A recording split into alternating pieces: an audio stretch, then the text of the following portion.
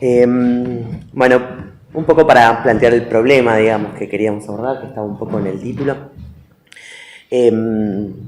Pensaba plantearlo en estos términos. Cuando nosotros hablamos de arte y de cultura en general, en el sentido común, los entendemos como términos más bien positivos, ¿no? O sea, pensamos que hay que defenderlos, que hay que ampliarlos, que hay que extenderlos, que son derechos, ¿no? Como son todas cosas positivas porque están relacionadas con las capacidades creativas, imaginativas, de enriquecimiento personal, colectivo, comunitario, etcétera, que parece ser todo lo contrario a una sociedad regida por el intento de sacar ganancias como es la sociedad capitalista. Pero por otro lado, como efectivamente vivimos en una sociedad capitalista, también sabemos que esas capacidades están todo el tiempo en riesgo de ser amenazadas por convertirse también en mercancías, en beneficio de alguien que haga negocio de eso, o incluso para que se vean como vehículo de ideas de la clase dominante que refuercen ese sistema, digamos, capitalista en el que estamos. Entonces, entre esas dos aguas, digamos, entre el arte como una serie de el arte y la cultura como una serie de valores positivos que nos hablan de otro tipo de sociedad, ¿qué tal? Y una sociedad, digamos, capitalista que permanentemente lo está amenazando para funcionalizarlo para otra cosa, para sacar ganancias o como para difundir ese status quo, es un poco la tensión que hay para el arte y para la cultura en el capitalismo, que es un problema que recorre, digamos, toda esa historia del arte y del capitalismo y que fue tratado por muchos teóricos de la estética y demás, pero por muchos teóricos marxistas, que son algunos de los elementos que quería tomar de una discusión que es enorme, donde hay todo tipo de posiciones y de cosas, o sea que van a ser algunos elementos, en todo caso paramos en algún momento si quieren para explicar mejor alguna cosa, y que son en todo caso puntas para cosas para seguir viendo, porque cada discusión que tomemos tiene 20 millones de matices, por suerte, pero bueno, algunos de esos elementos son los que pensaba plantear. Bueno, para agarrar este problema un poquito hay que ir para atrás, digamos, a la situación que estamos en, porque no, el título es sobre la industria cultural, que es algo que más bien es propio del siglo XX y hasta ahora, pero para tratar de explicar cuáles son las características, capaz que hay que ir un poquito hacia atrás y pensar desde cuándo existe esta definición de arte que nosotros tenemos, más o menos como común y tradicional, y pensamos que existió siempre, y en realidad resulta que no, resulta que es un invento más bien moderno, más bien propio de la modernidad, o sea, más bien propio del momento en el que comienzan a darse las primeras tendencias de surgimiento del capitalismo. Puede sonar raro, porque uno puede decir que antes nadie pintaba, nadie escribía, nadie no sé qué. Hola, Guille, ¿cómo estás? Bueno, no, efectivamente sí, había gente que pintaba, que escribía, que bailaba, que hacía música, digamos, previamente, pero eran prácticas sociales que estaban en relación a algún tipo de función social que era otra distinta que esa práctica misma, no sé, la pintura en las iglesias para evangelizar o para transmitir las ideas de Dios, no sé, la escritura de la Eneida de Virgilio, que la hace ¿para qué? Para fundamentar la constitución de un imperio, el romano en ese caso, a pedido de Augusto, digamos, directamente. O sea, las prácticas artísticas existían, pero tenían algún otro tipo de función, no eran una cosa que valía en sí mismo como tal, acompañaban otras funciones sociales. Esa idea de un arte como, de un espacio, digamos, dedicado al arte, como espacio autónomo, como una práctica social que no necesariamente está ligada a otra, o sea, que tiene un valor en sí mismo y que no tiene que estar puesta en funcionalidad de alguna otra práctica social, es un fenómeno moderno, no es que siempre, digamos, existió de esa manera. O sea, es un fenómeno que nace también con el capitalismo. Nosotros hoy pensamos que eso fue hace mucho, pero no fue, digamos, hace relativamente mucho. Y es algo que, si se fijan, de hecho, en todas las teorías estéticas, no sé, modernas, desde la idea del arte por el arte, desde el romanticismo, las vanguardias para discutir, ¿no?, esa autonomía, pero siempre es un punto que está en discusiones estéticas porque es un fenómeno nuevo del que había que dar cuenta, y por eso las estéticas modernas se ocupan, digamos, de ese problema de autonomía con distintos nombres y con distintas perspectivas, pero hasta acá ahí aparecen mucho esa contraposición entre el arte como esfera autónoma con sus propias reglas, como valor en sí mismo, contrapuesto a la sociedad capitalista tal como es. No sé si se les viene a la mente, pero por ejemplo los románticos y esa idea de que todo lo comercial es malo y no es espiritual y que ellos no se ocupan de esas cosas y que, bueno, esas, por ejemplo, esas ideas románticas que son las que más perviven en general de las ideas del arte, las que más de sentido común, digamos, de la inspiración y no sé qué, tienen mucho, digamos, de eso, son quizás unas de las más claras. Pero las vanguardias también, atacando esa autonomía, esa separación entre el arte y la vida cotidiana, por ejemplo, también están tomando ese como eje, en ese caso para discutirlo, pero también es un eje de bueno, la idea del arte por el arte, y en el propio título, digamos, más o menos está dicho. Los motivos por los que eso sucede son procesos sociales, históricos y demás, que son largos y que hoy no vamos a poder tomar, pero sí quería señalar dos resultados, digamos, de eso y una característica central. Dos resultados de eso son relativamente beneficiosos, digamos, para el terreno del arte y de la cultura, que son que los artistas ganan la posibilidad de una mayor innovación formal o temática, porque justamente al no tener que estar el arte al servicio de alguna otra cosa, de evangelizar, de fundar un mito de un Estado-nación, de cumplir alguna otra función, puede desarrollarse más, digamos, por sí mismo, siguiendo, no sé, las intenciones, la voluntad del artista, lo que quiere expresar consciente y conscientemente, todo eso, caracterícenlo de la forma que quieran, digamos, pero tiene más posibilidades formales y temáticas de exploración, por lo pronto, ¿no? Digamos.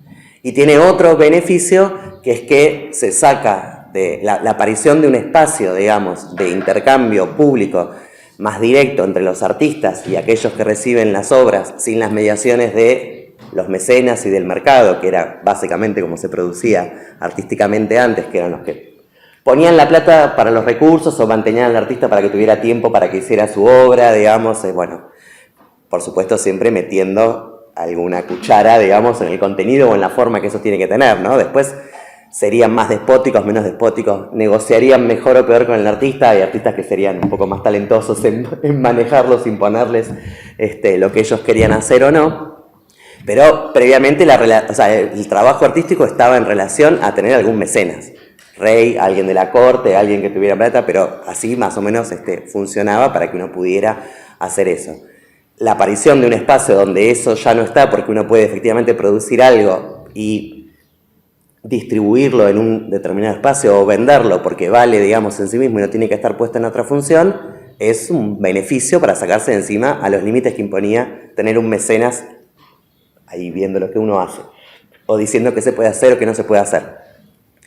Pero cuando uno dice un espacio público donde circulan las cosas, otro nombre en la sociedad capitalista para eso es un mercado, ¿no? Digamos, donde eso funciona. Y el mercado, no por ser menos tangible que un mecenas, es menos tirano, digamos. Es cierto que uno puede también negociar, digamos, con el mercado, y que no es que a cada obra el mercado es una especie de ente que está diciéndote lo que puedes hacer o lo que no. Pero sí tiene sus limitaciones, sí impone sus limitaciones. Y el problema que tiene, en la forma en que las impone, que es un problema que tiene el capitalismo, digamos, en todos los terrenos, es que no es obvia esa limitación. O sea, cuando uno tiene un artista, un rey, un mecena que te dice esto se hace, esto no, esto me parece, esto no, está clara cuál es la relación. Vos me estás diciendo que sí, que no, negocio o no, hago lo que vos me decís y hago aparte lo que a mí me interesa hacer, bueno, pero está clara, digamos, la relación que tenemos y los límites que me estás imponiendo o no, y bueno, lo manejo como sea. En el mercado eso no es tan claro. Porque ¿qué pasa habitualmente, digamos, en el mercado? Es lo que prende, lo que no prende, lo que da o lo que no da. Entonces uno toma decisiones respecto a su propia obra, que no es que alguien te está diciendo esto sí o esto no, pero que te va llevando, digamos, a esas cosas. Por ejemplo, no sé, yo hago una producción, le digo casos conocidos, hago una producción de un determinado tipo de pintura, no sé, un estilo más experimental, un estilo que menos experimental, que más. Y me compran uno de los que es menos experimental. Bueno, listo, bien. Me compran otro, me piden otro, me encargan otros, siempre del mismo estilo. Bueno, yo digo, qué bueno, porque esto pegó en el público, quiere decir que ahí, y puede ser que haya elementos ciertos de esto, o sea, no es que es todo mentira. Enganché con algo que estaba, digamos, en el aire y lo expresé y entonces se enganchó y me dedico a partir de ahí a hacer solamente un tipo de obra. Y la otra, bueno, quedó, porque no va, porque no enganché. Bueno, esa decisión es voluntaria, no es voluntaria, es dudoso, digamos, ese límite. Y bueno, ese es uno de los problemas con la forma que tiene de imponer límites al mercado, como tiene respecto a la forma de trabajo, que supuestamente somos todos libres de no trabajar. O sea, no somos esclavos o siervos que tenemos que trabajar. somos ciudadanos libres en principio. Ahora, si uno no tiene para comer y no tiene ningún otro medio, tiene que ir a trabajar. Esa libertad es un poquito formal, ¿no? Porque salvo que la tengas por otro lado, vas a tener que hablar. Bueno, es una forma de dominación que tiene el capitalismo que parece, y que formalmente es más abierta y más libre, pero que en el fondo no lo es tanto. Bueno, algo parecido pasa con las leyes del mercado aplicadas al comercio, digamos, de los productos artísticos, que es verdad que en un sentido trajo un montón de beneficios o de ganancias y de mayor expresividad. No por nada en ese momento surgen un montón de tendencias, corrientes, estilos, nuevos materiales, nuevas metodologías y demás, porque bueno, hay una explosión alrededor de eso, pero también trae sus límites. Y esos límites tienen engaña-pichanga de ser un poco más oscuros, digamos, que los que había antes, que bueno, la ventaja de que sean claros es que uno sabe con quién tiene que pelearse, ¿no? Digamos. Cuando no lo son es más complicado. Ahora, de todos los motivos por los que se da este proceso de autonomización del arte, hay uno que es el más importante, o el central, me parece, que es que el arte parece oponerse a esa sociedad capitalista en la forma en la que se produce. O sea, no porque abiertamente tenga un discurso de oponerse, porque esta sociedad es buena, es mala, lo que sea, sino por la propia forma en la que está producida, que parece ser toda la contraria a cómo se produce en la sociedad capitalista, y por eso es con el capitalismo que surge esa autonomía del arte.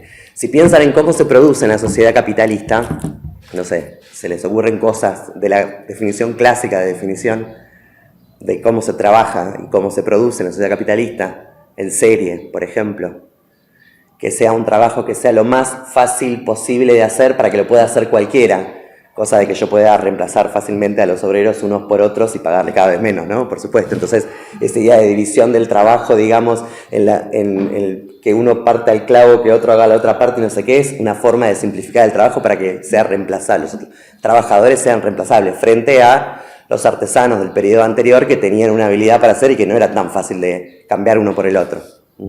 Bueno, ¿qué más? ¿Qué otra característica tiene el trabajo en el capitalismo? Y la producción. Se mide en tiempo, o sea, lo que importa es que está medido en determinado tiempo de trabajo socialmente necesario para producirse. Y es, sobre todo, un trabajo alienado. ¿Alienado en qué sentido? Alienado porque es otro el que lo controla, que dice qué se hace y qué no se hace al trabajador, y porque lo que produce el trabajador efectivamente queda en manos de otro. ¿Está bien? Entonces, desde ese punto de vista es alienado. Bueno, no sé si escuchando esas definiciones no les parece que las definiciones, por lo menos la idea que uno tiene de cómo se produce en el arte, son exactamente como todas las contrarias, ¿no? No tiene sentido, por ejemplo, medir un trabajo artístico por el tiempo que llevó a hacerlo. No sé, ustedes dirían que una novela es mejor que otra porque uno la escribe en una noche y la otra le llevó 14 años, por ejemplo, como el Ulises de Joyce, por ejemplo, que llevó 14 años. O porque tiene 1000 páginas o porque tiene 100, digamos, no lo medirían así. O sea, en todo caso el valor que le atribuyen o no lo pueden comentar, puede estar entre uno de los elementos que tengan en cuenta, pero no lo van a medir así como miden a una determinada mercancía. El trabajo artístico supone la presencia de una determinada subjetividad. Uno cuando habla dice, bueno, la obra de tal, expresa con esto este periodo, tiene este periodo y demás. Bueno, son todas características definitorias de un determinado sujeto que lo hace un autor, si quieren ponerlo, digamos, en esos términos. O sea, que esa posibilidad del trabajo anónimo sin ningún tipo de cualidad que puede hacer cualquiera es como todo lo contrario, digamos, a eso. A diferencia de ser alienante, es un trabajo enriquecedor, no solo del artista que lo hace, sino incluso de los otros que, en términos capitalistas, lo consumen, lo disfrutan, ¿no? Podríamos decir. Mientras que el otro era un trabajo alienante. O sea que en cada uno de los aspectos que caracterizan a la producción capitalista, el arte parece ser algo contrapuesto.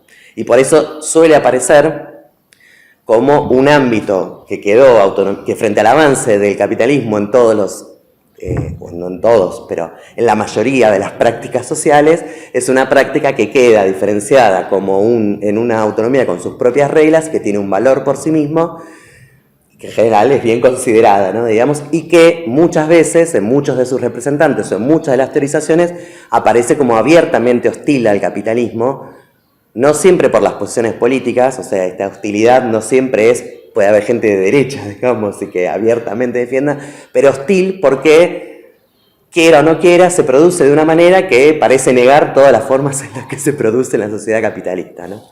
Digamos. Bueno. ¿Hasta acá, más o menos? Vamos, porque nos fuimos atrás a los orígenes del capitalismo. Es que sin la discusión de autonomía después es medio... como que esa discusión sigue y aparece dentro del cultural y sigue, digo. Bueno. Si partimos de este punto, si tenemos con el origen del capitalismo, tenemos el surgimiento del arte como el del arte autónomo como esfera separada, hostil a esa lógica. Bien, hasta ahí llegamos. ¿Qué pasa con la inclusión de la industria cultural que es propia del siglo XX, digamos, que se teoriza más o menos para principios del siglo XX, bueno, y mediados del siglo más o menos 40 son las teorizaciones, ya había elementos antes, pero las teorizaciones que le dicen cultura de masas o industria cultural, digo, donde aparecen esas definiciones. ¿Qué pasa cuando esa lógica de la industria cultural de alguna manera intenta meterse? O sea, hasta ahí teníamos dos lógicas separadas, dos formas de producción separadas. La industria cultural parece ser eso, el intento de meterse la lógica del capital en las formas de producción del arte mismo. Y ahí es donde empiezan la discusión sobre la industria cultural y los problemas y cómo esta contradicción que ya estaba desde antes se sigue desarrollando con lo que parece ser un avance, digamos, de la industria sobre el arte. O sea, una especie de intento de sacarle esa autonomía que había logrado, no sé si es que logrado porque parece que es todo bueno, no necesariamente lo es, pero digo, bueno, con la que había quedado con el surgimiento del capitalismo. Entonces, lo que da ahí para preguntarse es si eso sigue efectivamente siendo así, si esa diferencia sigue estando, con lo cual la forma de producción artística sigue siendo de alguna manera hostil al capitalismo y crítico, por lo tanto, de alguna manera crítica del capitalismo, o no, o fue completamente cooptada por la lógica de la industria cultural y ahora es una mercancía más y es más, usufructa de todas esas cosas buenas que nosotros le atribuimos al arte y a la cultura, a la creatividad y no sé qué, para vender más y punto. Y en realidad es un producto de lo mismo que hacer un cuadro que hacer, no sé, la goma para el auto, ¿no? Esa es la pregunta, digamos, que recorre esta discusión de la industria cultural. Y bueno, en esos dos polos es donde aparecen varios de los detractores, defensores, matices que hay entre ellos y demás. Muchos de ellos marxistas, yo algunos voy a nombrar, pero hay muchos más. Pero también en las propias prácticas artísticas, no sé, piensen, bueno, un ejemplo, acá hay algunos de cine, un ejemplo donde se ve esa polaridad claro es el cine, los orígenes del cine, Disney, forma de sacar plata y de hacer ideología con las princesas, los héroes, los finales felices, a lo loco, y no sé, el cine soviético surgido alrededor de la Revolución Rusa, y no solo por las posiciones, digamos, que tienen. El surgimiento del cine tiene sus orígenes esas dos cosas, que una es la más comercial que se les ocurra hasta el día de hoy, y una de las más experimentales también hasta el día de hoy. Y eso no es casual, el cine es un género artístico que surge, que es más moderno, digamos, que surge también para esos mismos años en los que empieza esta discusión de la industria cultural. Entonces, bueno, por eso muchas de las discusiones son sobre cine, digamos, en particular, porque, bueno, en ese momento estaba de moda discutir el cine. Ahora ya nos parece viejo, es un arte viejo, pero era como nuevito en ese momento. Pero si lo quieren traer hasta hoy, pensaba, por ejemplo, ya que anda por acá una muestra, pensaba en Banksy, que vieron que está la muestra no autorizada, digamos, del autor, porque de hecho no se sabe quién es el autor, digamos, o si es uno, o si es una empresa que tiene montada, digamos, una campaña, o es un tipo que era crítico del capitalismo y que resiste, eso no se sabe, y más allá de lo que uno piense de él mismo, y si se vendió o no se vendió, si es un tipo que sigue resistiendo. Digo un tipo porque más o menos sí se sabe que es un... porque hay unas fotos de él donde no se le ve la cara, pero se ve que es un tipo, pero bueno. Hay todo tipo de teorías de las más locoides sobre eso. Digo, pero más allá de la opinión que uno tenga si se vendió o no se vendió y demás al mercado, en el fenómeno mismo de Banksy hay un montón de estos elementos contradictorios de la relación entre mercado, digamos, y arte que se expresan, quieran o no quieran, digamos, los participantes. Por ejemplo, si ustedes leen las primeras partes de los libros del tiempo, publicados libros, películas y demás, es claramente un lenguaje medio de vanguardia, medio, aparte, muy crítico de determinadas condiciones políticas, de la policía, del consumismo. Él, no sé, declara que hace grafitis y demás, porque en realidad uno va por la ciudad y nos atacan, dice, permanentemente con las propagandas de que compremos tal cosa, compremos tal otra, entonces por eso él pone sus grafitis, como para competir con eso, bueno, todo ese tipo de declaraciones. Ahora, resulta que cuando se hace famoso, no sé, va a ciudades, hace una obra y cada vez que hace una obra se llena de turistas, se llena de prensa, se llena no sé qué, le ponen un café al lado, le ponen, bueno, se empieza un proceso que termina en gentrificación la mayor parte de las veces, que termina expulsando a determinados sectores con menos recursos de esos barrios. Entonces le pasó, por ejemplo, de ir a Estados Unidos y que le dijeran, no, gracias, te agradecemos el gesto, pero a nuestro barrio no le hagas ningún mural, porque nos va a terminar perjudicando a nosotros, porque al lado de ese mural van a venir los medios, va a venir el turismo, van a poner un cafecito, no sé qué, los presos se van a ir por ahí y me voy a tener que ir yo de este barrio. Así que te agradecemos, pero no vengas acá. Cuando el tipo planteaba todo lo contrario. Le pasan cosas como que es crítico de la institución también de los museos y del arte, digamos, mercantil abiertamente, pero como no es un autor que no tiene, digamos, la personería jurídica reconocida para después pelear cuando alguien le va y le baja un mural y se lo quiere vender, le pasan cosas como hay dos películas, por ejemplo, que cuentan, una como un mercachifle del arte, así sin ningún tipo de prurito, dice, si el tipo hace toda campaña publicitaria, escuchame, vende por millones y no sé qué, ¿qué impide que yo me baje un mural y lo venda por no sé cuántos millones? Lo dice así, abiertamente a la cámara. Y efectivamente lo hace y no hay nada que el artista pueda hacer en contra de eso porque formalmente es algo que está público. En principio, aparte son anónimos porque es un delito, en realidad, el graffiti, ¿no? Digamos. Así que son todos más o menos anónimos y no puede hacer nada para evitar que esas formas que él critica de mercantilización efectivamente se usan desembosadamente así. Pero también hay otra que cuenta alguien que están por bajar un mural, entonces para preservarlo, él gasta para sacarlo, para restaurarlo, no sé qué, y se lo va a donar a un museo, porque le parece en contra de la comercialización que tiene que estar en un museo. Y en el museo le dicen, pero vos no tenés la firma, no se sabe de quién es esto, yo no puedo mostrar algo que no tengo pruebas legales de quién es esto, así que tampoco se lo aceptan, digamos, aunque salgan por ahí millones. Entonces, pienso lo que uno piense de Banksy, lo que sea, ese problema que él tiene con las instituciones más o menos dadas de cómo funciona el mercado, digamos, del arte y la propia lógica y las instituciones del arte, los museos, la crítica, la academia y demás, le trae problemas que son problemas relativamente nuevos, digamos, porque no los tiene resueltos. Ni hablar el famoso ejemplo ese del cuadro que subastan y que supuestamente como crítica a las subastas del arte, vieron que ni bien bajó el martillo, el cuadro se pasó por una especie de trituradora de papel y se semi-destruyó. No sé si lo vieron, está filmado, no sé, la escena. Bueno, uno que piensa, pobre el que compró esa obra, que se la arruinaron, se sale como 15 veces más, porque está semi-rota. O sea, eso que era una crítica a las subastas, lo que hizo fue aumentarle 15 veces el precio de lo que habían subastado el comprador. O sea, qué chocho, de que le dijeron, quiere retirar la oferta porque ahora no era lo que usted estaba comprando. No, yo me la quedo. Dije, sí, inmediatamente había subido el precio. Digo, bueno, eso para traer, digamos, un poco más acá y con algo un poco más raro, que es el arte callejero, que es relativamente nuevo, digamos, en estas discusiones, porque en general era considerado vandalismo y listo. Ahora como que está de moda, y no sé si vieron que está lleno de barrios pintados y que está de moda en los nuevos barrios que hacen de Palermo y cosas que llaman a muralistas para que pinten. Bueno, ahí hay un ejemplo así reciente de qué pasa ahí con la comercialización de la producción artística.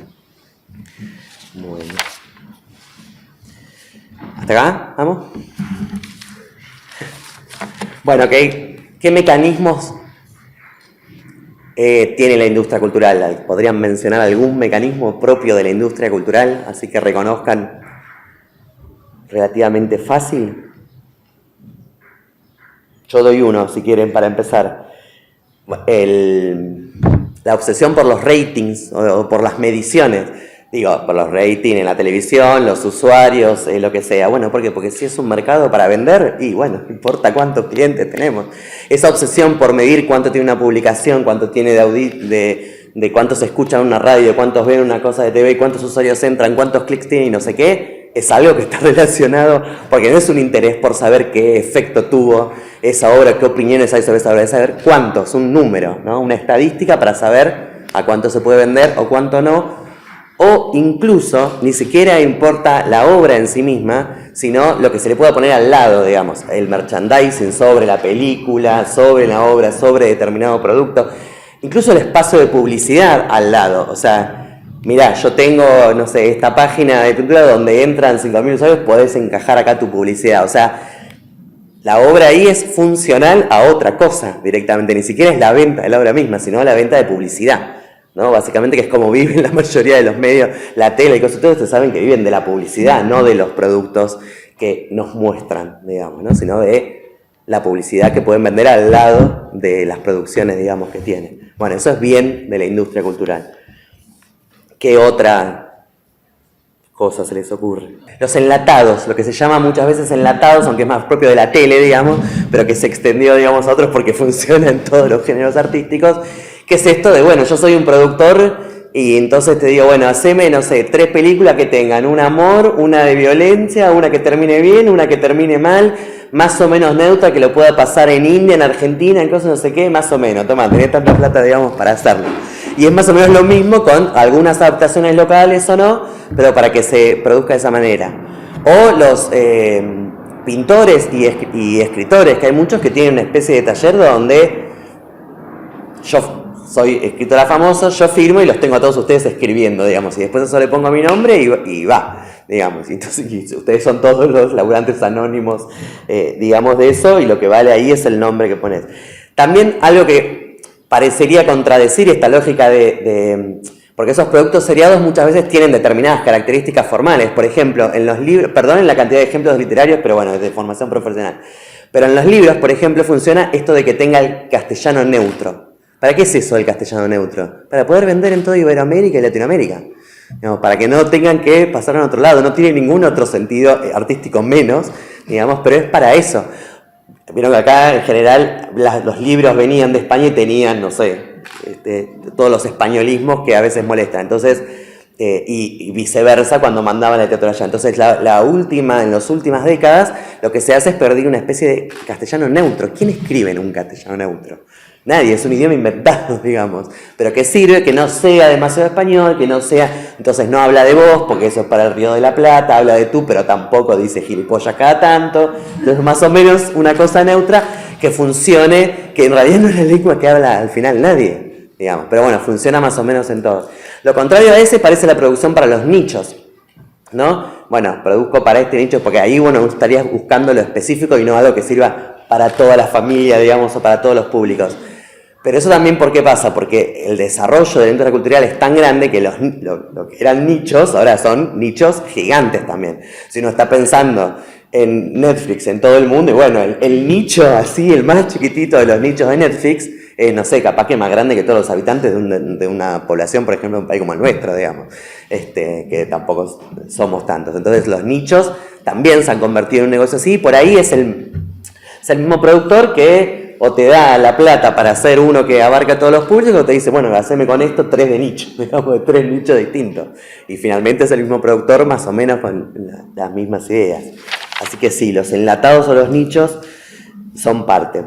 Hay una definición cultural que hace la UNESCO, y que la voy a leer porque es de una sinceridad un poco pasmosa, que dice, la industria cultural son aquellas en que los bienes y servicios culturales se producen, reproducen, conservan y difunden según criterios industriales y comerciales, es decir, en serie y aplicando una estrategia de tipo económico en vez de perseguir una finalidad de tipo cultural. Bueno, listo, yo qué sé, a confesión de parte, ¿no?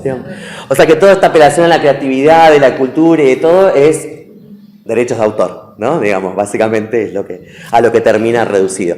Otras, las definiciones que dan en las industrias culturales son aquellas relacionadas con los derechos de autor. Sobre todo con la parte de los derechos, ¿no? Más que lo del autor, bueno, es lo necesario para la parte de cobrar los derechos, ¿no?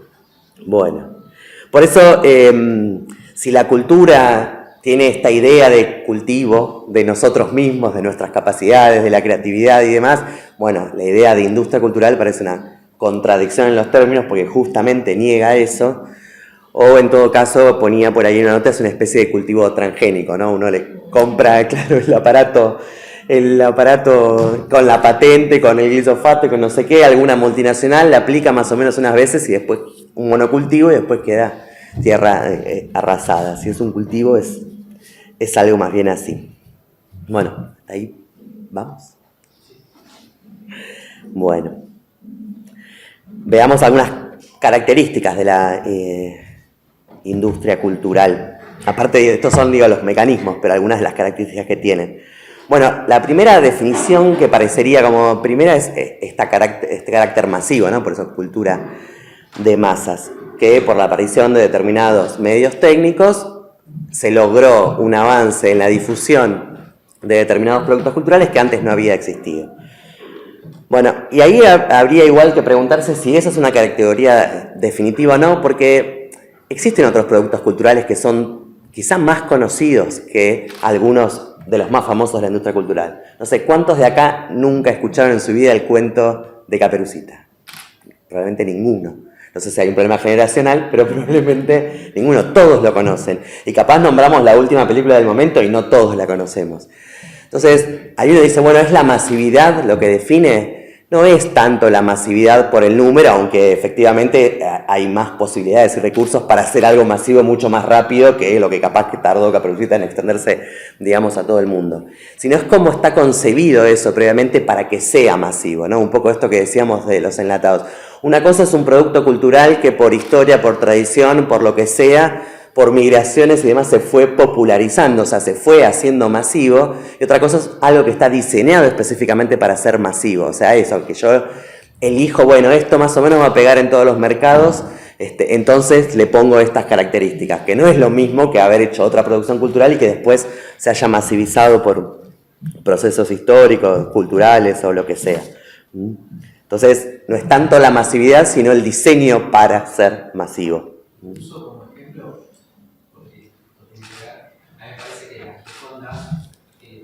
No era tan, o sea, sí era conocida como obra, pero se hace mucho más popular cuando la roban, entonces empieza a aparecer en todos lados, publicidad, revistas, etcétera, a principios del siglo XX, y eso hace que se despliegue todo un panorama, digamos, sí, eso, parte de la industria cultural, empieza a tomar un montón, después se va a recuperar la obra. Se dice supuestamente que primero robarlo fue un argentino, el caso del dator, pero digo que nada, parte de... ¿Lo conocemos? No. Parte de todo eso de que es diferente, que se conciba en sí mismo, reproducible, que la fotografía o el cine sí lo tienen, distinto de una obra que en su carácter ya era reconocida, etcétera, etcétera, pero en el marco de un suceso específico se potenció. Bueno, como todo el tiempo se potencia, en el terreno de la pintura ni hablar. Todas las lo que serían catástrofes en otros terrenos, en el terreno de la industria cultural, muchos menos son beneficios enormes. Por ejemplo, que se muere el autor, que se muere que uno tiene un cuadro y palma el autor, en general, no sé cuánto gana, no sé si el doble, el triple, depende de cómo viniera, pero en general es bueno, digamos. Hay muchos que viven que dicen qué terrible que se murió tal, y ¿viste? Mientras le ves en la cabecita que está pensando ¿cuánto subirá la cotización, digamos, de esto?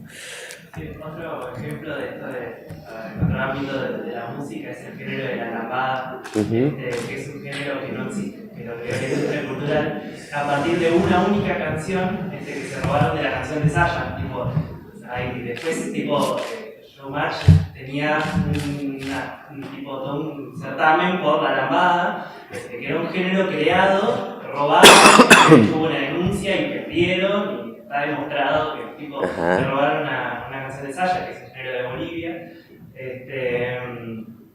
y nada, la vieron como un género brasilero, que en un momento fue conocida a nivel internacional. En esto de crear nichos, ¿no? Lo fabrican a tal punto que... Sí, con estudios de mercado previo, directamente, digamos. No. Bueno, otra de las características de la industria cultural es que efectivamente los medios para producirla no están en manos anónimas, digamos, desde el mercado, que son industrias enteras creadas para eso, con lo cual uno puede sospechar que los dueños de esa industria, algunos límites, alguna interferencia en eso ponen, no absoluta probablemente, porque también tienen que vender, así que ahí hay una negociación también con el mercado, pero que algunos límites a eso ponen. digamos, por ejemplo, no hacer películas que sean en contra de la industria cultural, o por lo menos de la particular, digamos, que tiene ella. Y uno podría pensar, bueno, también acá hay un problema de grado, ¿no? Porque nombramos antes a Mecenas y Reyes, que de alguna manera también hacían eso. Está bien, ahora podrán ser más y demás, pero ya funcionaba de esa manera. O sea, que esa libertad que se había ganado, de golpe parece que no se había ganado tanto, pero que exista una industria, digamos, con el nivel de monopolización que tiene y con el tamaño que tiene a nivel internacional para hacer eso, más que comparable a los caprichos de un mecenas o de un rey, digamos, anterior, parece más, por lo menos, de tener el poder persuasivo de una religión, por ejemplo, ¿no? Porque está organizada.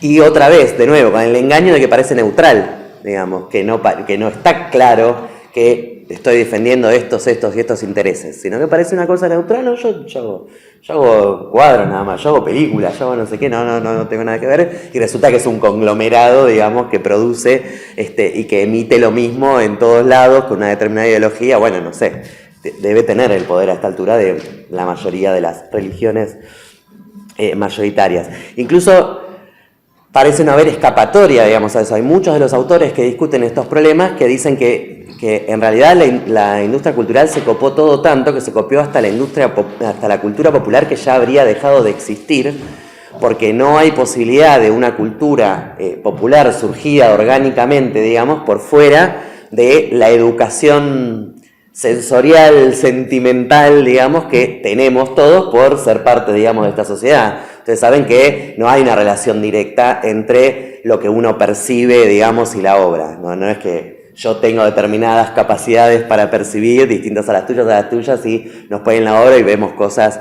distintas. Estamos educados para percibir determinadas cosas. Porque a todos, no sé si a todos digo, pero a todos acá nos parece más lento el cine europeo, digamos. Y bueno, porque estamos más bien trabajados desde pequeños en el cine de Hollywood, que es efectivamente más rápido. No es porque tengamos alguna medida de la rapidez o de la velocidad, digamos, propia de nuestra sensorialidad. Es que estamos educados así. Digo, capaz, obviamente en Europa debe ser distinto, pero acá donde hay una primacía del cine de Hollywood y desde chiquititos nos pusieron esas películas, bueno, ahora vemos un europeo y dice, esto no, es un poco más lento, los colores son un poquito más oscuros. No es un problema visual de diferencia entre nosotros y los europeos, es que estamos acostumbrados al Technicolor de Hollywood, así bien, colores bien fuertes, y no por ahí un poco de los más opacos, no sé, de otro tipo de cine, ¿no? Bueno, muchos de los teóricos lo que dicen de este problema es que como estamos efectivamente todos educados de alguna forma en la industria cultural, porque no hay forma de escapar, digamos, de eso, directamente ya hay ninguna producción de la cultura popular que sea independiente de eso, que si las hay, a lo sumo ya son una mezcla entre industria cultural y cultura popular mezclada, porque bueno, estamos un poco formateados de esa manera. A mí me parece un poco extremada, pero es una preocupación real, digamos, porque es verdad que es difícil pensar algo que escape, digamos, a esa percepción que tenemos todos los días y cotidianamente de productos de la industria cultural, y que algún efecto, digamos, nos debe hacer.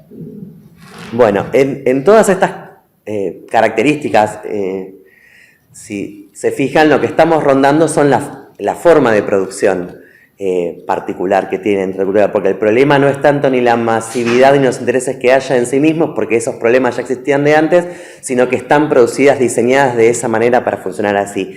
Y eso lo que quiere decir como consecuencia es que si ese proceso se da hasta el final, efectivamente eso señalaría que son mercancías en el sentido estricto, planteada por Marx en El Capital. ¿Por qué? Porque para Marx nosotros en el sentido común le decimos mercancía a cualquier cosa que se compre y que se vende, ¿no?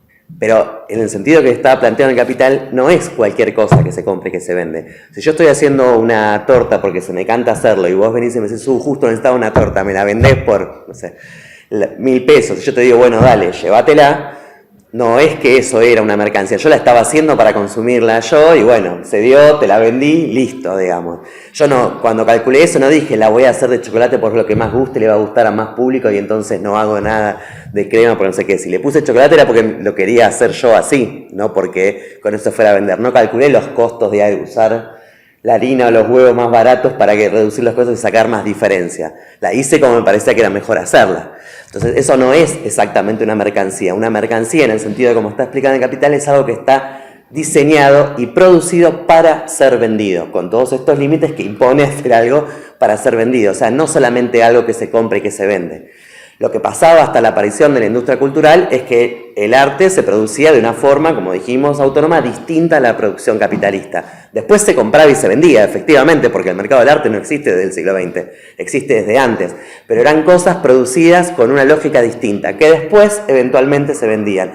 De hecho, por eso muchas veces tenían precios completamente delirantes. O sea, ¿por qué un cuadro de Van Gogh sale no sé cuántos miles de millones de dólares?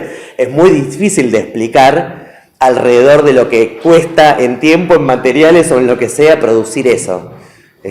Bueno, de hecho no valían mucho cuando él, porque murió pobre, digamos, y valen ahora porque le pasó eso bueno, no a él que se murió, sino a los que tenían los cuadros, digamos, cuando se hizo famoso.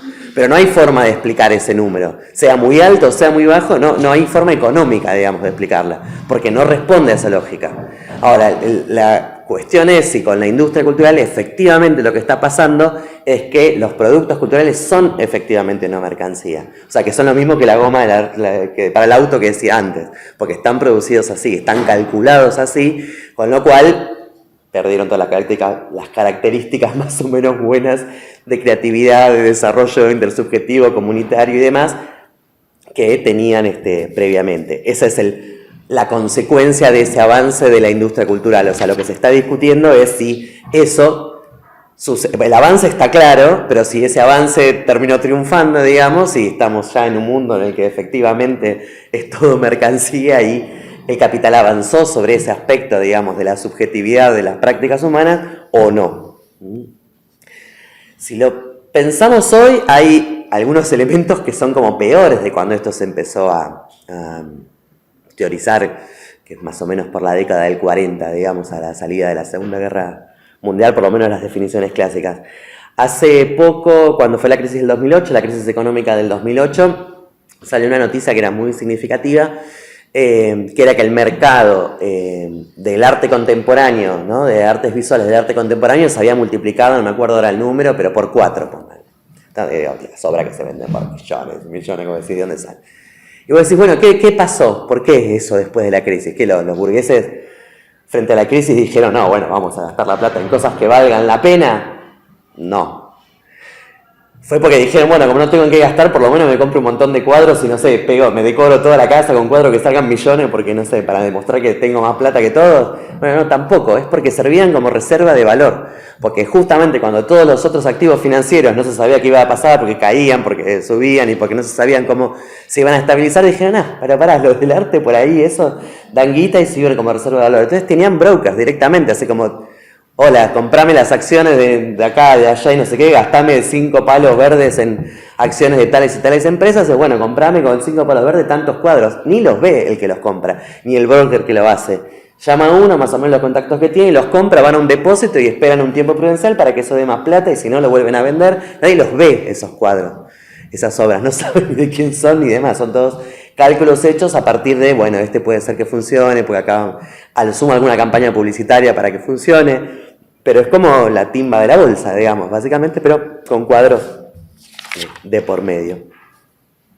Bueno, uno de los primeros, o por lo menos este problema de que lo que estaba en cuestión era la producción propia de las obras, uno de los primeros en plantearlos es un marxista alemán que se llama Adorno, que en realidad tiene un libro escrito donde está esto planteado, que es Dialéctica del Iluminismo, con Horkheimer, pero bueno, todo el mundo lo nombra Adorno, de Horkheimer nadie se acuerda, pero en realidad ese libro en particular lo escribieron los dos, donde está dada esta definición de la industria cultural y donde señala este aspecto del avance sobre la forma de producción misma.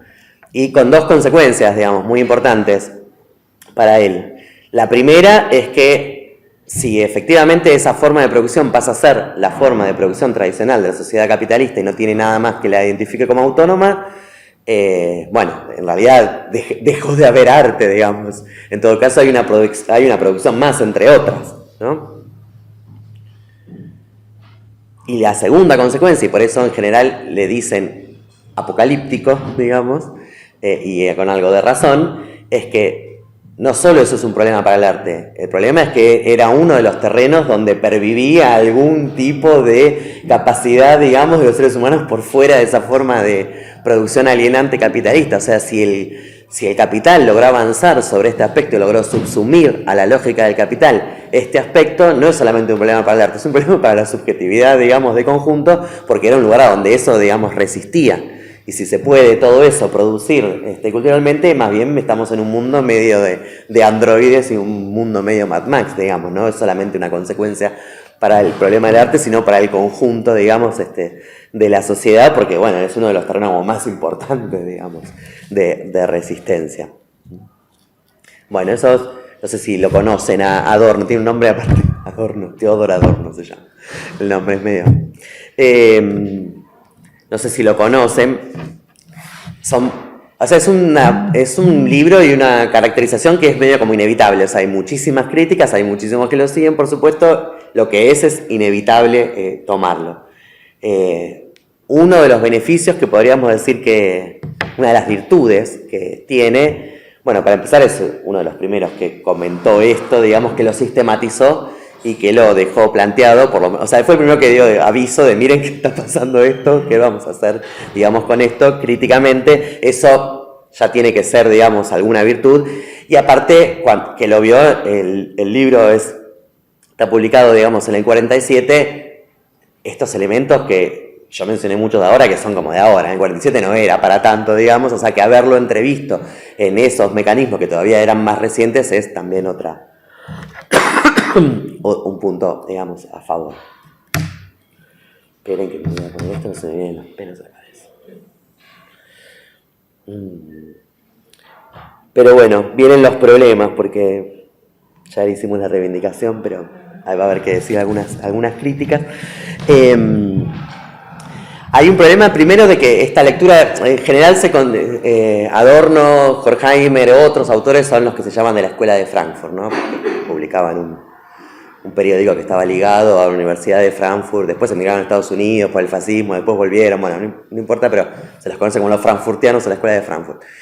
Uno de los problemas que tiene es que tiene una visión un poco estática, digamos, o sea, ellos están como tomando una especie de fotografía a la salida, digamos, de la Segunda Guerra Mundial, en el periodo de entreguerras, donde había una cierta calma social en relación a lo que acababa de pasar las décadas anteriores, las guerras mundiales, revoluciones, crisis y demás. O sea, bueno, frente a eso era un poco más tranquila la cosa, con trincheras más o menos establecidas, digamos, y donde efectivamente se empezaban a ver estos mecanismos en un contexto de relativamente paz social, que, como saben, la paz social en el capitalismo en general es la paz de los cementerios, ¿no? Digamos. Pero bueno, dentro de esa situación y de un capitalismo que era bastante triunfalista, la salida por lo menos en el ala, digamos, que le tocaba de la cortina de hierro estar, que aparecía como que había triunfado y hacía avanzar, digamos, esa industria cultural, parecía un panorama más o menos adecuado a esos fenómenos.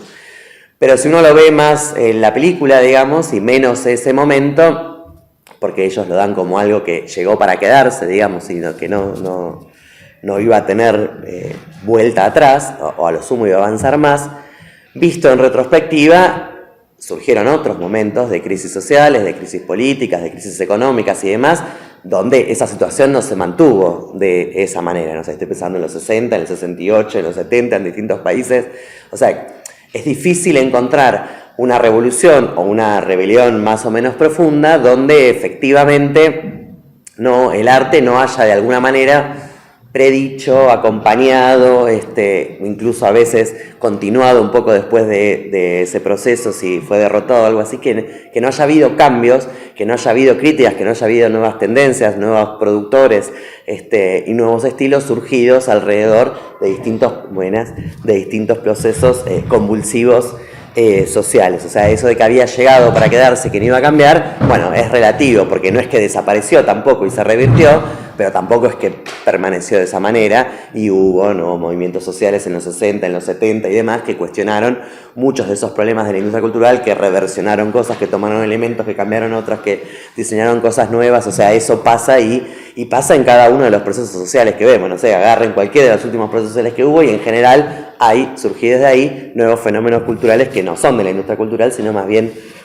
todo lo contrario, que obviamente también, si ese proceso no es lo suficientemente radical como para dejar planteadas unas bases sociales distintas, pueden retroceder, o sea, pueden volver o ser cooptadas por la propia industria cultural, o pueden desaparecer, o pueden quedar, digamos, en estado larvado hasta que se vuelvan a retomar. Eso puede pasar. Lo que es importante de ver es que no es algo que no cambia, digamos, que eso se establece una vez y ya está. La relación entre el arte, la industria cultural y los conflictos o los conflictos sociales que hay es una relación dinámica que va cambiando, avanza, retrocede, toma elementos y demás.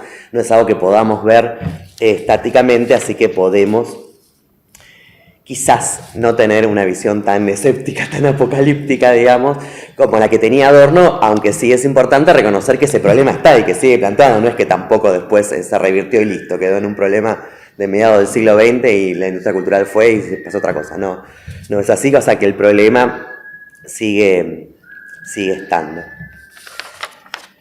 Bueno, ¿hasta acá vamos? Ya, no sé cuánto vamos.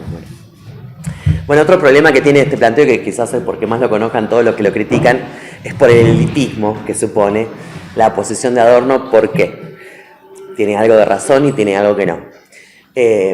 Adorno es consciente y lo plantea, hasta ahora apareció de cultura popular, pero medio así, bueno, él plantea esa relación porque no es solamente el arte autónomo, la alta cultura, digamos, y la industria cultural lo que está en juego, sino que está la cultura popular, digamos, también como tercer elemento acá rondando, que ahora lo vamos a meter, y la caracterización que da con algo de razón en un aspecto es que siempre el arte autónomo tuvo algún grado de privilegio. ¿Por qué? Bueno, porque vivimos efectivamente en una sociedad capitalista. En una sociedad capitalista necesitas tiempo y necesitas recursos para dedicarte al trabajo artístico. Entonces, si decimos que esa es la sociedad mayoritariamente así, y bueno, sí, la capacidad de producir arte siempre es de un sector relativamente privilegiado. Y eso fue siempre así, y lo lamento, y no está mal, dirá Adorno, estaría bueno cambiarlo, pero bueno, mientras tanto es lo que hay, y mientras tanto es lo único que resiste a ese avance de la industria cultural, así que bueno,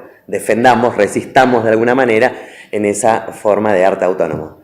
¿Eso quiere decir? Preservar esa cuestión de privilegio, digamos, que existía. Entonces, por esa característica, muchos le dicen, bueno, dale, vos estás diciendo esta definición, pero está muy bien para cuestionar a la industria cultural, pero no cuestionás este aspecto. Y Adorno no estaba, no, yo sí lo cuestiono, yo sé que existe, yo sé que está, pero bueno, siempre fue así. Y acá, en eso tiene algo de razón, en el sentido de señalar, miren, no nos hagamos los giles, o sea, pasa esto. Si decimos que la sociedad es capitalista y que la mayoría se dedica a trabajar todo el día, 15 horas y no sé qué, y bueno, la producción artística ¿de dónde sale?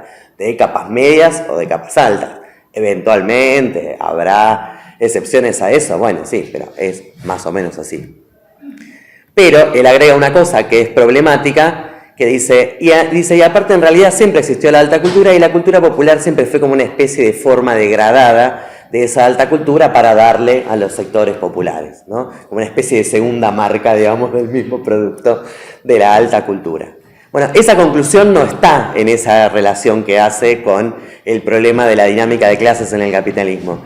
Primero porque efectivamente no es así, primero porque efectivamente existen un montón de producciones de la cultura popular que, bueno, o perviven como parte de la cultura popular o de hecho son las que son tomadas como parte de la alta cultura. No sé, uno piensa en el teatro de Shakespeare, que hoy es súper alta cultura, ¿no? Andar citando en una reunión a Shakespeare queda bien, claro, siempre. Era un teatro popular, digamos, ¿no? Que se hacía así como en el Corralón y todo eso, o sea, no era, y que tomaba temas de la cultura popular, no era la alta cultura que vemos hoy, o sea, que eso de pensar que primero está la alta cultura y de ahí se hace una especie de mala copia para lo popular, que es un poco la misma lógica que haría la industria cultural, ¿no? De tomar la alta cultura y tomarle cosas y hacerlo masivo para la industria cultural, es algo que él le impone porque está pensando en la industria cultural, pero o sea, no hay una relación histórica ahí real que se pueda dar así. De hecho, hay muchos contraejemplos a eso de que no es así. No sé, Racine y el carnaval, o sea, hay un montón de cosas que uno podría tomar que son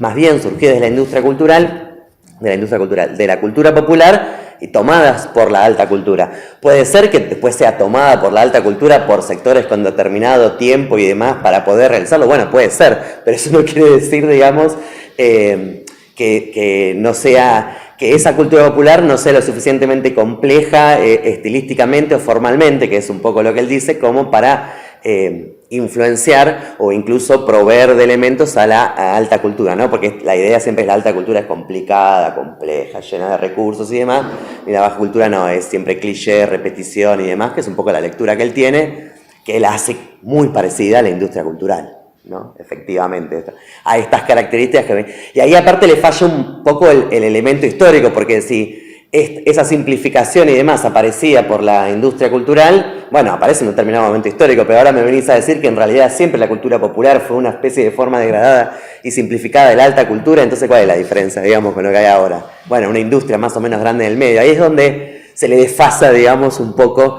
el esquema que tiene, aunque por el cual se ganó el mote elitista por muchos de sus críticos, con razón, me parece, y que hacen que un poco la salida política que da eso es una especie de malmenorismo, digamos, en vez de criticar efectivamente eso de que decía de lo poco democrática que era la producción artística y cultural en el capitalismo, porque mantienen las mayorías en esas condiciones, en vez de pelear contra eso, dice, bueno, está bien, contra eso no sé, en algún momento alguien hará una revolución y lo arreglará, pero mientras defendamos a la alta cultura, a la cultura autónoma, porque es lo único que resiste a la industria cultural. Bueno, es una especie de, pues, bueno, pero ¿tanto te parece que vale eso que está vedado a las grandes mayorías? Es una especie de malmenorismo, digamos, artístico. Y aparte una mala estrategia política, porque es obvio que si es una minoría, digamos, que resiste en el arte autónomo rodeada de una industria cultural que avanza, ahí mucho no va a durar esa resistencia. O sea,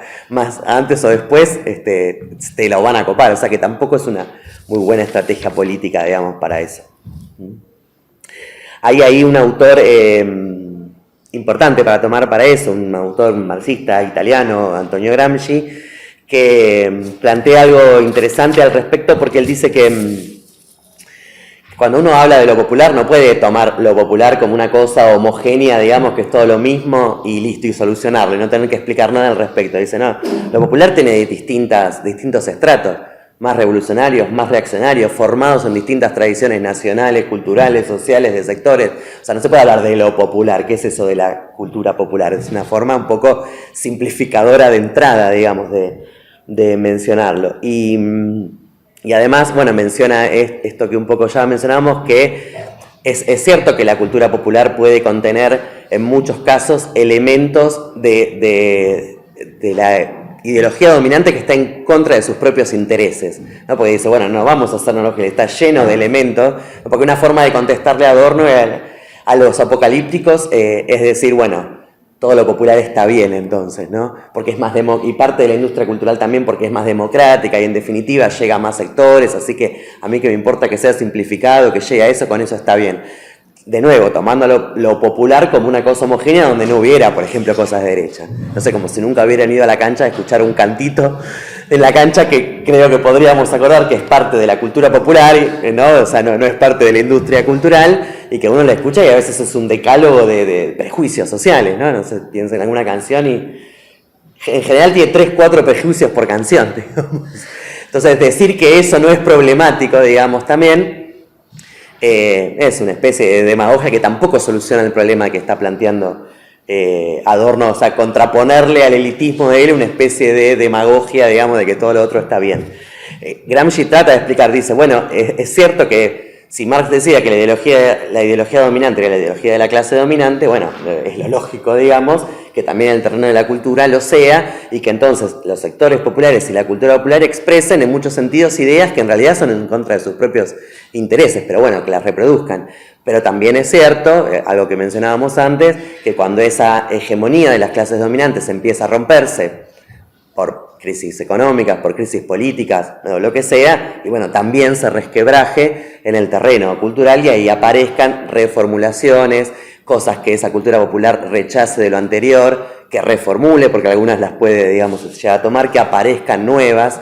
Es algo que no es raro, o sea, para los marxistas no es extraño, digamos, esa dinámica. ¿no? Si opinamos que en los tiempos de relativamente paz es verdad que priman las ideas de la clase dominante, eso no quiere decir que lo otro desaparezca y no esté, porque está mientras funcionando, porque hay disputas alrededor de eso y obviamente cuando hay crisis de hegemonía de las clases dominantes se expresa en todos los terrenos, entre ellos también el cultural. Por eso esa idea que decía antes de que no hay más cultura popular, digamos, porque todo está copado por la industria, si lo que quiere decir es que estamos todos un poco moldeados y que es difícil escaparse de eso, y bueno, es probablemente cierto, porque es difícil decir que no. Yo estuve nunca influenciada, no me llegó nada de la industria cultural. Eso es muy difícil decir que no, pero opinar que eso quiere decir que ya no existe ninguna cultura popular no te explica por qué, frente a un proceso convulsivo de la lucha de clases, emergen, no sé cuántas expresiones artísticas distintas. ¿Dónde estaban? ¿Qué salen? ¿En ese día?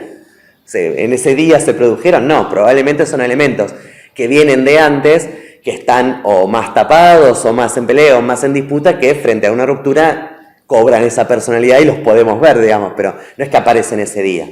O sea, que ese problema sigue estando siempre. O sea, eso de pensar de que ya no hay nada, digamos, de lo popular, a mí me parece problemático para explicarlo y un poco escéptico de esas posibilidades de lo que mientras hay, digamos, para pelear, pero bueno, también, de nuevo, es un problema interesante para pensar. Y Gramsci agregaba una cosa más, que decía que es importante pensar que la cultura siempre es la cultura con otros, pero también contra otros. O sea, por esto, como no es todo una cosa uniforme, que todos pensamos lo mismo, toda cultura supone determinadas definiciones comunes con otros y también sabe que hay determinados enfrentamientos o contraposiciones con otros. O sea, que la cultura siempre es con y contra, digamos, otros sectores, no necesariamente opuesta violentamente, pero siempre supone distintos sectores. Entonces, es una simplificación de lo popular tomarlo así como homogéneamente. Y tanto las posiciones de Adorno de los apocalípticos o los frankfurtianos, no de todos, porque se podrían plantear diferencias, por ejemplo, con un Benjamin, pero en general de la mayoría, como de los que en respuesta a eso, más bien se los suele llamar los integrados, reivindican aspectos de la industria cultural, porque son más democráticos, suelen tomar lo popular como una cosa común, digamos, ¿no? Como una cosa homogénea, y ese ya es un problema de entrada.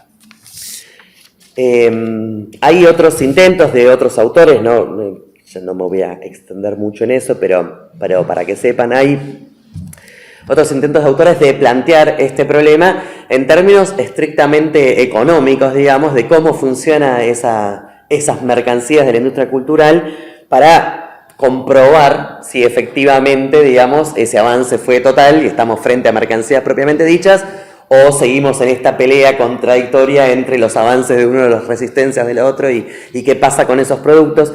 En términos económicos hay uno muy interesante que es de un autor, se llama Dave Beach, que es un británico, que lo que tiene, él es artista también, aparte de teórico, y que lo que tiene de bueno es que se mete en todas estas últimas cosas que son relativamente nuevas, como lo que les mencionaba antes de los talleres de escritores y de pintores, digamos, anónimos, con los que después se firma alguien conocido, que él dice, esto tiene algunos visos de producción, o sea, uno puede pensar que ese artista conocido que es el que firma es una especie de patrón que pone la idea y los tiene a los otros trabajando, digamos, en el anonimato y después se queda con la ganancia del trabajo de los otros, ¿no? Dice, ejemplo de las finanzas que mencioné antes también dice, esto tiene algo del aspecto de cómo funciona en la bolsa, tener un broker artístico, digamos, o tener un broker de acciones. Algo de eso hay. Va analizando esos distintos casos, incluso los más cercanos, los que uno ve y dice, acá ya está, acá no queda, ¿qué queda de arte acá? Nada, esto es una industria nada más. Y él dice, pero ojo, pero no.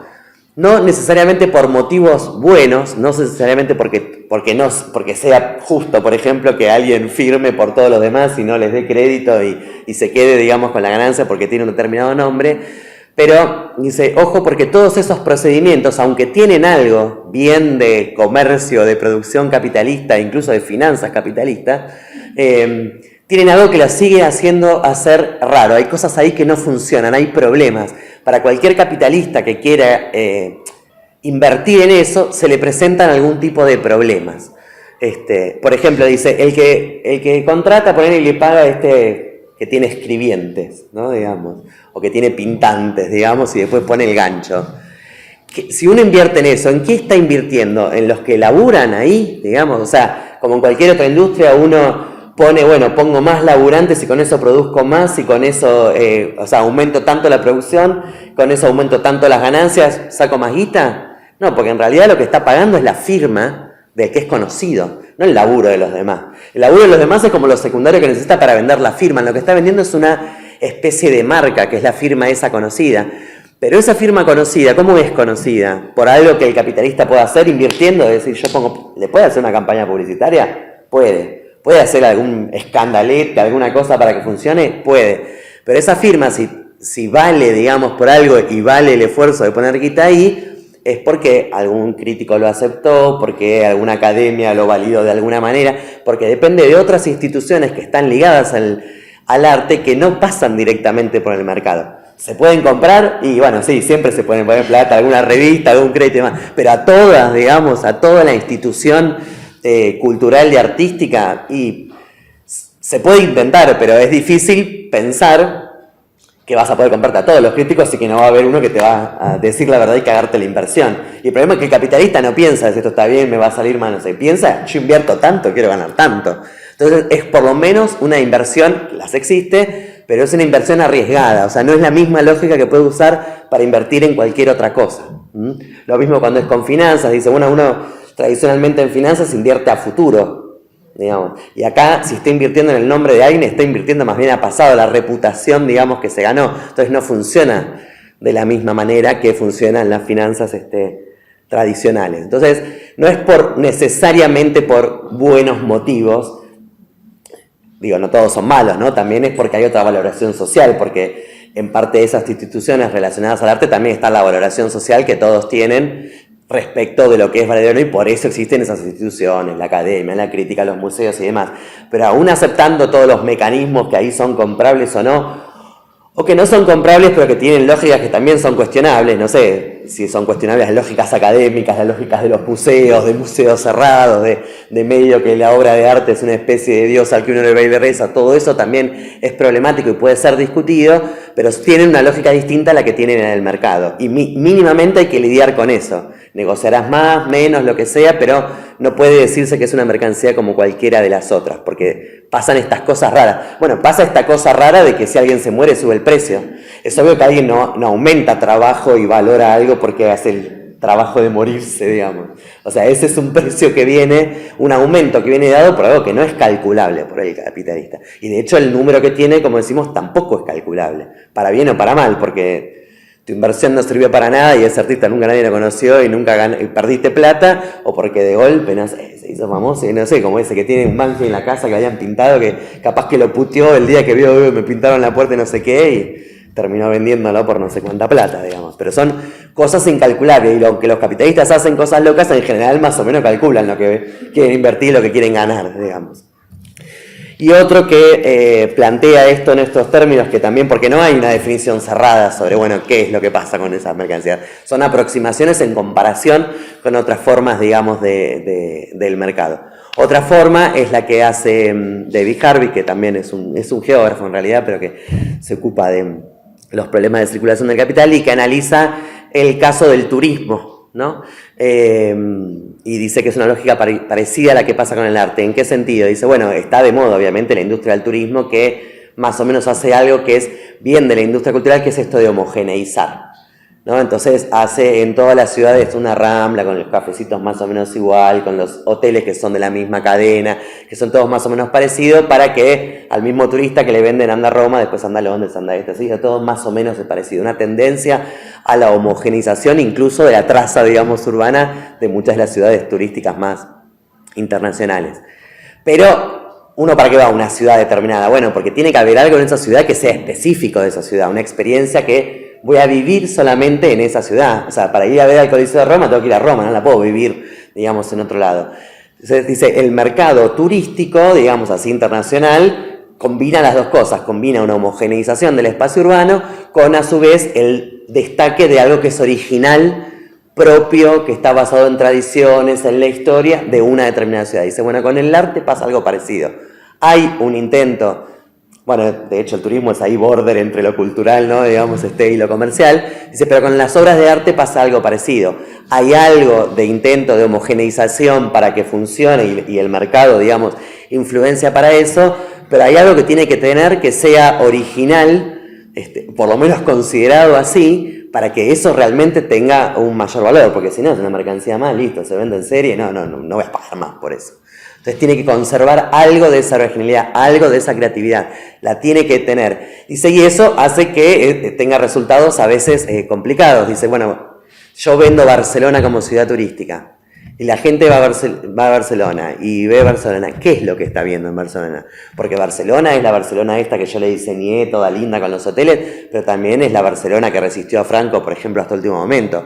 Hay un montón de representaciones simbólicas, históricas, culturales, comunitarias, en lo que es la ciudad de Barcelona, que no son del todo controlables para el que invierte en eso. Pueden salir cosas distintas, y eso muchas veces pasa también en productos ópticos, porque hay que dialogar de alguna manera con los cambios, y por eso ustedes ven un montón de cosas que están producidas bien por la industria cultural, bien mainstream, y que tiene resultados a veces políticos o genera discusiones que se escapan a lo que originalmente podían ser. Muchas están después diseñadas, no sé por qué está lleno de películas feministas ahora. O donde los héroes son, claro, de color, o demás. Bueno, porque eso es una forma de la industria cultural de registrar, bueno, está esta discusión, hay que vender, hagámoslo así. Pero también a veces pasa al revés. También a veces se meten en estas marañas culturales tratando de calcular algo que puede no salir, digamos, de esa manera. Porque todos los elementos que están en juego no los tienen controlados como los tienen en la industria de los neumáticos. No sé por qué me agarré con los neumáticos, pero bueno, ya que empezamos con ese ejemplo, vayamos con ese ejemplo.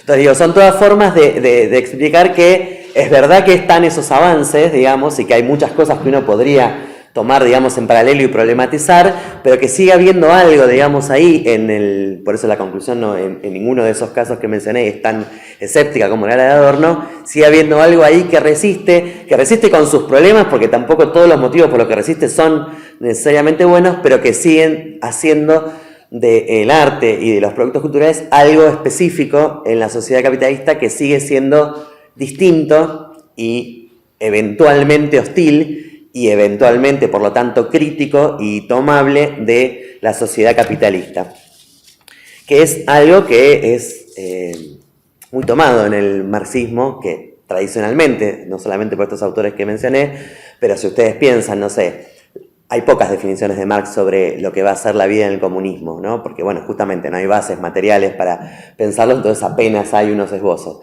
Pero en esos pocos esbozos que hay, el arte aparece muchas veces. Y, por ejemplo, poeta a la mañana, pescador a la noche. O dice, una sociedad donde haya seres humanos que, entre otras cosas, se dediquen a pintar, ¿no? Por ejemplo, no que sean pintores, dice, sino que entre otras cosas se dedican a pintar. En todos los casos lo que está diciendo es que el arte no sea una cosa específica, porque en realidad todo el resto de la producción social también sea más bien artística, ¿no? Si no tendría nada de bueno, sería como la sociedad capitalista, o sea, donde deje haber esa división entre arte y las otras prácticas sociales, no porque las características buenas que tenía esa producción que es el arte se extiendan al resto, ¿no? Digamos, porque el arte dijimos que es autónomo en contraposición a todo un mundo que se produce de manera alienada. Sí, no va a haber más producción alienada, quizás no tiene sentido, quizás sí, no sé cómo será, que haya un lugar específico, digamos, bueno, este es el arte, capaz que tiene otro nombre, capaz que tradicionalmente quede así, no sé, pero los ejemplos que aparecen son siempre ejemplos donde más bien las formas de trabajo y las formas de producción que aparecen casualmente tienen como ejemplo alguna variante artística, a veces también alguna variante con el juego, que si lo piensan también es algo que tiene sus propias reglas, que vale en sí mismo, que lo que importa es ese objetivo en sí mismo y no en funcionalidad a lo otro. Hay muchos marxistas que pusieron el arte por ese carácter hostil al capitalismo como ejemplo de una forma de relación social distinta, de producción distinta, como una forma de trabajo distinta. Estaba pensando, aparte de estos ejemplos de Marx, en Trotsky, por ejemplo, cuando plantea en Literatura y Revolución cómo va a ser, digamos, el arte socialista, también piensa en esto, ¿no? En un arte ligado a la vida, en el sentido de que la vida también puede ser más artística, ¿no? Entonces dice, bueno, y ahí agarra, donde haya un arte que no sea ya de uno o de dos, sino que sea no haya un Shakespeare, un Cervantes, que haya 100, 1000, 200, y sobre eso veremos qué se puede construir. Dice, donde haya partidos políticos, donde haya partidos científicos, digamos, donde haya, digo, porque puede ser en el terreno del arte, puede ser en cualquiera de los otros los terrenos donde hay también desarrollos de la creatividad y de la subjetividad humanas que también están asediadas, digamos, por la lógica del capital. Uno comparable fácilmente es el de la ciencia, por ejemplo, ¿no? También que aparece muchas veces en los ejemplos. Y para ir terminando, les quería plantear el cierre que escribe Trotsky con Breton. No sé si saben que Trotsky se encuentra con Breton en México en 1938 y escriben un manifiesto, se llama Manifiesto por un arte revolucionario independiente, en un momento particular, porque en ese momento piensen que estaba, bueno, por un lado, digamos, el avance del capitalismo, pero por otro lado, también el estalinismo en la Unión Soviética. Entonces hay una parte que es de discusión, digamos, contra esas visiones del realismo socialista y de que la visión del marxismo sería que hay que decirle al arte lo que tiene que hacer y demás, cosa de la cual Trotsky estaba en contra. Entonces hay mucha discusión sobre eso, pero propone como final del manifiesto, Breton, supongo que saben quién es, Breton es el surrealista, ¿no?, que escribió los manifiestos, ¿no?, uno de los surrealistas más conocidos.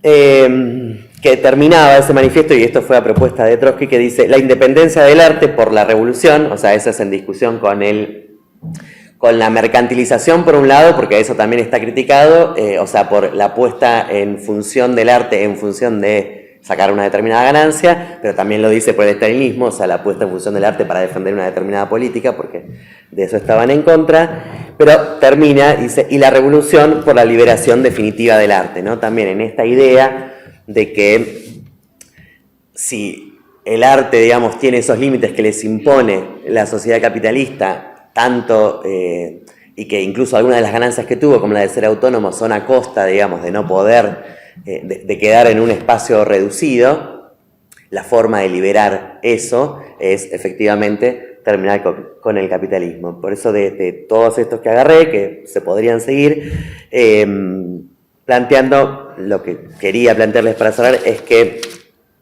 los marxistas no decimos ni qué estilo estético tiene que tener algo, ni qué temas hay que tratar, digo porque hay muchas visiones a veces dando vueltas de, de que el marxismo sería alguna especie de realismo socialista, estalinista dando vueltas. Esas son cosas que son, digamos, ajenas a la tradición del marxismo, ni por qué surcos tienen que arar, dice Trotsky en un momento, ni qué estilos hay que tener, ni con qué procedimientos, digamos, ni cuáles son mejores o cuáles son peores. De lo que sí estamos seguros y la tradición se ha ocupado de aclarar es que no es un buen caldo de cultivo el capitalismo para el desarrollo artístico, y que si efectivamente apreciamos esos aspectos positivos con los que empezamos del arte, la conclusión tendría que ser que lo que hay que hacer es acabar con el capitalismo. Ya os dejo en